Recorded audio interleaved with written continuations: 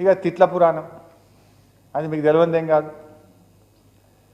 ఆ తిట్లన్నీ చూస్తుంటే నాకైతే ముఖ్యమంత్రి గారికి వాళ్ళు ఒక బిరుదు ఇవ్వాలనిపిస్తుంది. దుర్భాష దురంధరుడు. ఈ ముఖ్యమంత్రికి తప్పకుండా ఒక బిరుదు ఇవ్వాల్సిందే. దుర్భాష దురంధరుడుగా రేవంత్ రెడ్డికి మనం ఇవాళ నామకరణం చేయొచ్చు. ఏం మాట్లాడతాడు?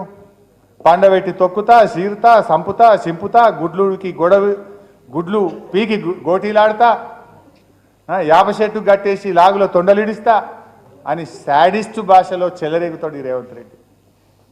బుల్డోజర్తో తొక్కిస్తా, మానవ బాంబులై చంపిస్తా అని టెర్రరిస్టులా రెచ్చిపోతాడు రేవంత్ రెడ్డి.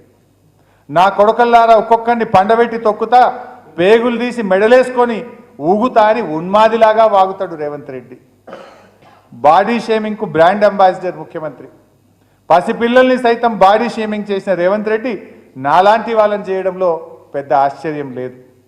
ఎప్పుడో ఒక్కసారి మాట దూలడం ఎవరి విషయంలోనైనా జరగవచ్చు. కానీ ప్రతిసారి మాట దూలడం, మాట్లాడితే బూతులే మాట్లాడడం సీఎం రేవంత్ రెడ్డికి అలవాటైపోయింది.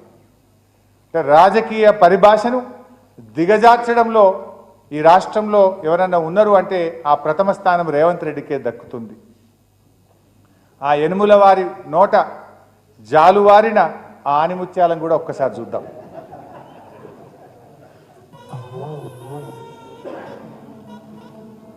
మా కార్యకర్తలు వాళ్ళని పట్టుకొని యాప చెట్టు కట్టేసి లాగుల కొండలిచ్చి కొడతారని చెప్పి నడి బజార్లో ఉరి తీయాలన్నా, 100 మీటర్ల గోతి తీసి పాతి పెట్టాలన్నా ముడ్డు మీద దంపా అంటే బయటకు పోయారు. లోపల నా కొడుకులు ఛానళ్ళు ఉన్నాయి కదా అని అడ్డగోలు చేస్తే చూసుకుంటూ ఊకుంటా అంటారు. పండబెట్టి తొక్కి పేగులు తీస్తే గాడ్డ కొడుకులు నొక్కనొక్కని బోర్ల పక్కన పండబెట్టి తొక్కుతాం. ఈ సన్నాసి రండ లఫుట్ నా కొడుకులతో గుండు కొట్టించుకుంటా అట్టనే నా కొడుకల్లారా రండి. అరే సన్నాసి పట్టుకున్న బుల్డోజర్ పెట్టి తొక్కిచ్చి సంకనాకడానికి పోయిందిరా దరిద్రులారా.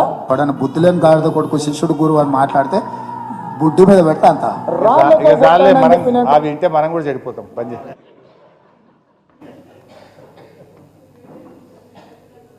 చిన్నపిల్లలు చూడగలరు అంటుంది అక్క. ఈ వీడియో రిలీజ్ చేస్తే చిన్నపిల్లలు చూడగలరు వద్దంటుంది.